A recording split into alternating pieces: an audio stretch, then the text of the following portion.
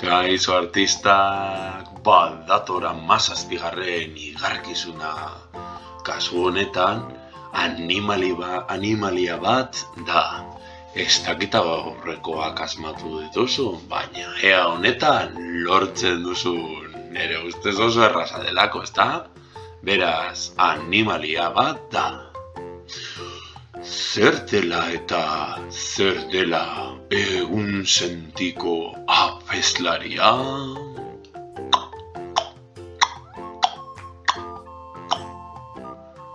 Pausatu nahi baduzu, egunsentia gogoratu zer den. Bigarren aldiz. Zer dela egunsentiko abeslaria?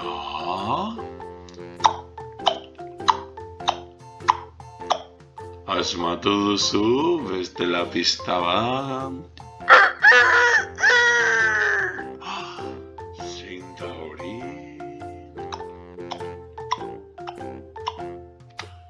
Oiarra!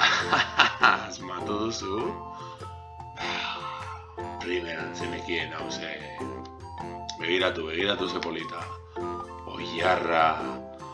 Oioekin batera dabiltzanak eta haiekin arrautzak ditu, ezta?